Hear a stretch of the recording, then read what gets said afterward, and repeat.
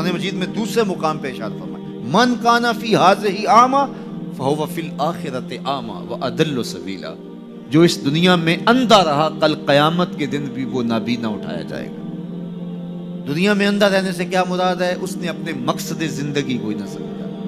60 سال کی، 70 سال کی، 50 سال کی زندگی عطا کی گئی تھی۔ یہ زندگی کیوں عطا کی گئی ہے؟ وہ منصوبہ بندی اس دنیا کی زندگی کے لیے تو کرتا رہا، سویر سے شام تک، شام سے سویر تک لگا رہا جی میں اپنا مستقبل ٹھیک کر رہا ہوں۔ 18 19 20 سال تک اس نے پڑھا، دن رات محنت کی، پھر اس کے بعد ڈپلومے کیے، اس کے بعد اس نے ہنر سیکھا، پھر کاروبار میں آیا، دن رات ایک کر دیا، خوشیاں چھوڑیں، شادیاں چھوڑیں، دوست چھوڑے کہ بس میں اپنا مستقبل بنانا ہے۔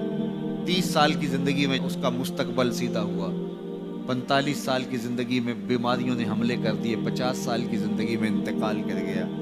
15 سال کا مستقبل تھا اس کا، جس کے لیے اس نے جو ہے وہ 35 سال 40 سال صرف کی ہے۔ یہ تھا اس کا ٹوٹل مستقبل۔ کسی کا 20 سال کا مستقبل ہوگا، کسی کا 30 سال کا ہوگا، لیکن وہ مستقبل کو بھول گیا جس کا ایک دن 50,000 سال کا ہے۔ 50 سال کا نہیں، 50 سال کا نہیں، قرآن بتاتا ہے 50,000 سال کا ایک دن، پھر نہ ختم ہونے والی زندگی۔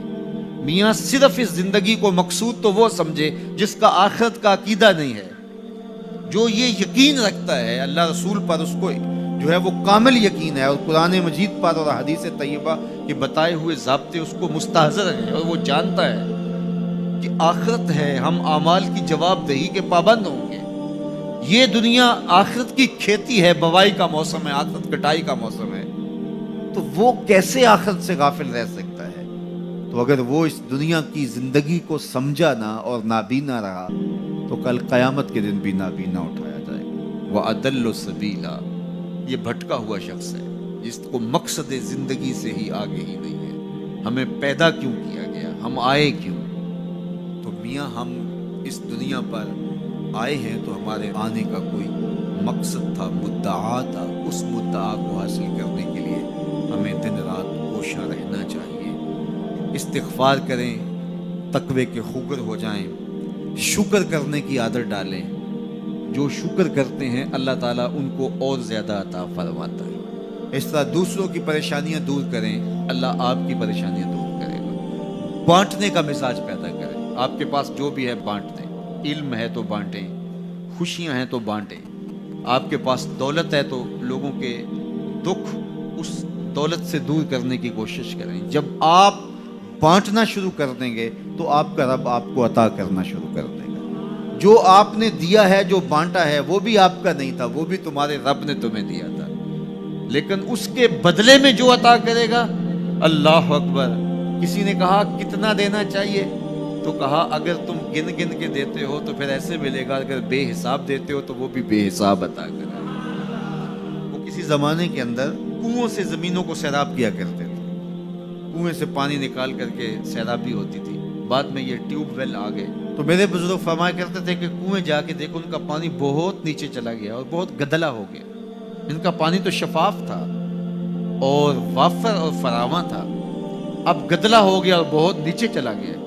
تو فرمایا کرتے تھے کہ جب یہ کنویں اپنا فیض باہر دیتے تھے، نیچے سے چشمے پھوٹتے تھے، سوتے پھوٹتے تھے، اور اللہ ان کو عطا کرتا تھا۔ جب انہوں نے باہر دینا چھوڑ دیا تو اللہ نے بھی ان کو عطا کرنا چھوڑ دیا۔ اس لیے تم اگر دیتے رہو گے تو سوتے پھوٹتے رہیں گے، کبھی ختم نہیں ہوگا۔ اس لیے اللہ کی راہ میں بانٹنے کا مزاج پیدا کرو جو آپ کے پاس ہے۔ اللہ اکبر۔ میرے حضور نے تو فرمایا کہ تم راستے سے گزرتے ہوئے کوئی چیز جو راستے میں رکاوٹ بن رہی ہو، اس کو راستے سے ہٹا دو تو یہ بھی صدقہ ہے۔